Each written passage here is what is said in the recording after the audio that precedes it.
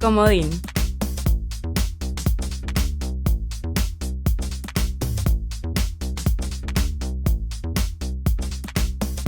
Bueno, hoy en día hay un montón de alimentos, todos avalados por la ADU y demás, pero sigue teniendo un valor un poco más alto que el resto de los alimentos. Yo en realidad que tuve otros embarazos en los que no tuve diabetes, no la pasé muy diferente, salvo eso de los pinchacitos que me tenía que controlar yo. Y la dieta era lo principal. Un régimen que si vos lo querés seguir medianamente bien, te cambia todos tus hábitos alimenticios. En mi caso, nadie de mi familia, nadie, ni en las generaciones que yo pude averiguar, nadie tuvo diabetes, por lo menos, y si no, vivieron con diabetes toda la vida. Recién escuchábamos a diferentes personas contarnos acerca de su experiencia de haber sido diagnosticados con algún tipo de diabetes. Pero antes de continuar hablando sobre el tema, tenemos que aclarar algunos conceptos. Para eso recibimos a Lucía y Felipe, que estuvieron trabajando junto a Camila en la producción de Estudio Z. Lucía, Felipe, ¿qué es la diabetes? Bueno, la diabetes es una enfermedad crónica, con la excepción de la diabetes gestacional, que generalmente desaparece después del parto. Ya hablaremos de los diferentes tipos, pero en sí lo que ocurre cuando una persona tiene diabetes es que el cuerpo no produce suficiente insulina o no la usa bien. La insulina es una hormona que ayuda a controlar el azúcar en la sangre. Cuando no hay suficiente insulina o no funciona correctamente, los niveles de azúcar pueden volverse muy altos y causar problemas de salud. Los síntomas más comunes de la diabetes son la sensación de mucha sed, necesidad de orinar con frecuencia de lo habitual, visión borrosa, cansancio y perder peso sin querer. Mencionaban al principio que hay diferentes tipos de diabetes. ¿Cuáles son estos tipos y en qué se diferencian? Los tipos son 3. Con la diabetes de tipo 1, el cuerpo no produce suficiente insulina, por lo que la persona debe inyectarse esta hormona todos los días para ayudar a controlar su azúcar en sangre. Comúnmente, a las personas que la padecen se les conoce como insulino dependientes. Además, este tipo suele ser más frecuente en niños y niñas, por lo que nos vino perfecto hablar con la doctora Ornella Biasi, encargada de pediatría del sanatorio del Centro Asistencial Médico de Soriano. El tratamiento de la diabetes de tipo 1 implica además una dieta estricta y controles regulares de los niveles de glucosa en la sangre, que se llama hemoglucotest. La doctora Biasi recalcó que estos cambios son para toda la vida y representan un reto tanto para el niño como para su familia. También nos mencionó los riesgos que conlleva esta enfermedad. Los riesgos son a corto y a largo plazo. A corto plazo, ¿qué pasa? O sube mucho la glicemia o baja mucho, que eso es potencialmente más grave. Porque si yo no tengo nada de energía de glucosa, por supuesto que puedo llegar hasta un coma y a la muerte. Y a largo plazo, porque la diabetes es un gran factor de riesgo cardiovascular, va dañando todo el árbol cardiovascular. ¿Y eso qué implica? Que va a dañar los órganos. La diabetes de tipo 2 es la más común, representa entre el 90% y el 95% del total de los casos de diabetes en el país, según datos del Ministerio de Salud Pública.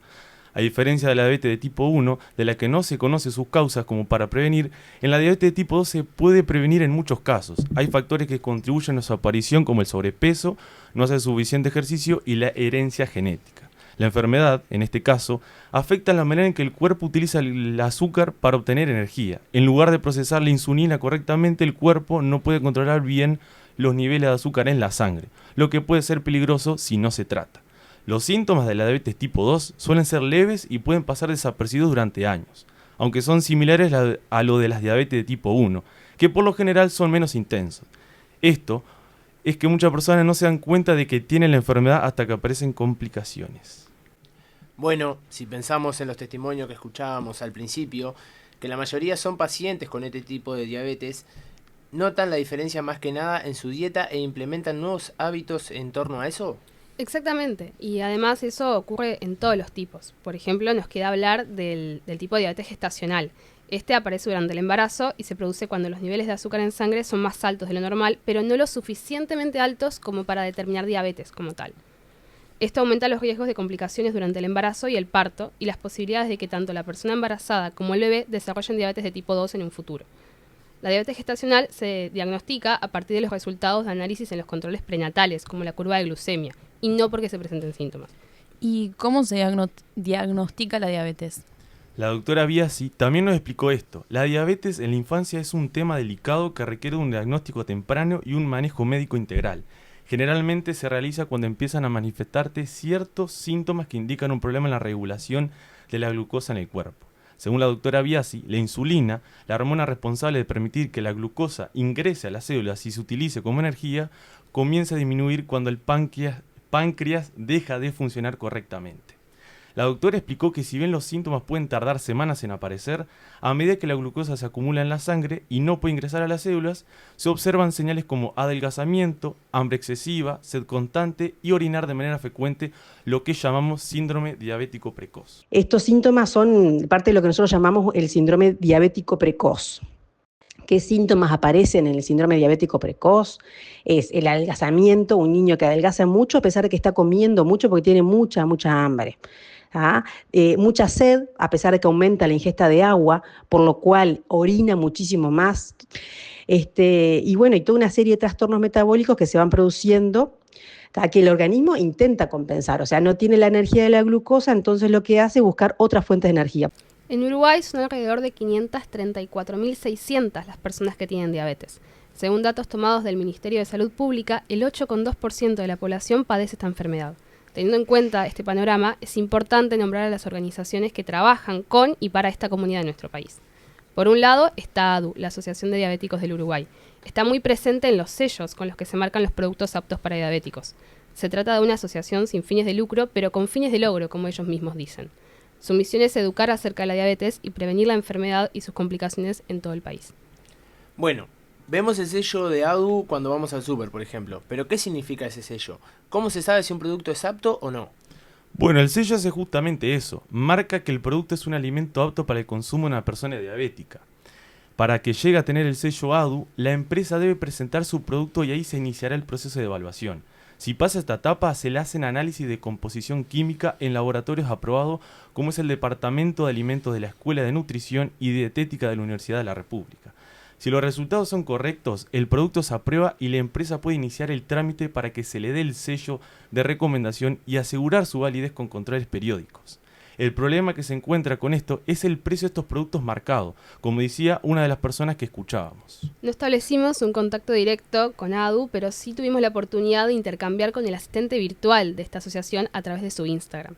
A este chatbot se le pueden preguntar algunas cosas que ya hemos hablado, como la pregunta de qué es la diabetes, cuáles son los síntomas, las formas de prevención de esta enfermedad y unas cuantas cosas más. Otra de esas opciones que aparecen en este chat es preguntarle acerca del test de riesgo de diabetes del tipo 2, el Find Risk, que significa encontrar el riesgo, si lo traducimos al español. Cuando le preguntamos acerca de esto, nos contestó que este test es una herramienta para predecir en formato sencillo, con unas 8 preguntas más o menos, el riesgo que tiene una persona de desarrollar diabetes de tipo 2 en los próximos 10 años posteriores al día que hace esta evaluación. Este estudio, además, consiste en contestar algunas preguntas sobre el estilo de vida y factores de riesgo. Además, pide algunas medidas como peso y altura y adjunta un link para iniciar el test. Si alguna persona está interesada, puede escribir al Instagram de ADU, @adu1951, e interactuar con este chat. También, por otro lado, hablamos con Giselle Mosei, presidenta de la Fundación Diabetes Uruguay. Según nos contó, la fundación se creó con una necesidad por parte de padres, madres y jóvenes con diabetes. Buscan, en palabras de ella, tener un lugar donde se dé contención y donde se trabaje por lograr mejoras en cuanto al tratamiento de las personas con diabetes y un lugar donde se trabaje por afianzar y lograr que las personas puedan ejercer su derecho al tratamiento y a una mejor calidad de vida. Con este propósito, la Fundación realiza actividades como campamentos y charlas en centros educativos y centros deportivos. La presidenta advierte sobre la gran desinformación que hay acerca del tema, e incluso entre las personas que la padecen.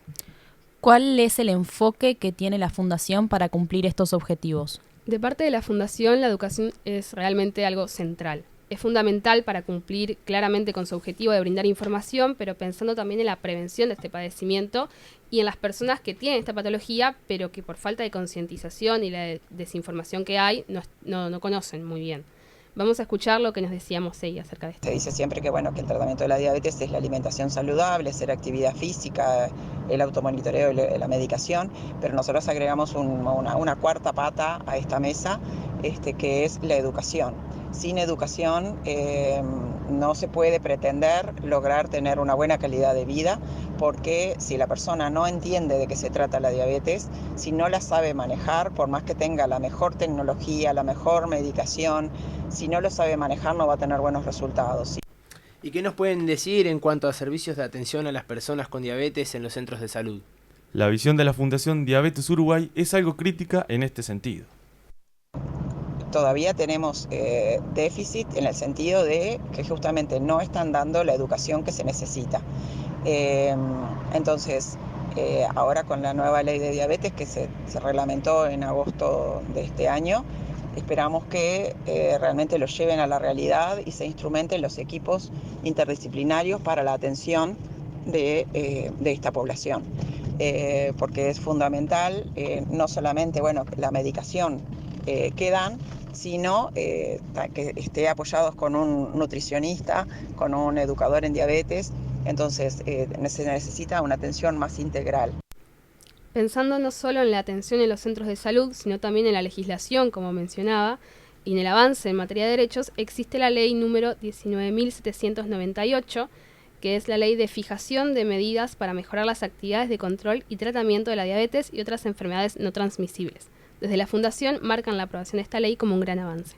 Es un avance en lo que va a los derechos de las personas con diabetes, porque asegura que esta población puede hacer su tratamiento en todos los ámbitos, en el escolar, en los deportivos y en los laborales.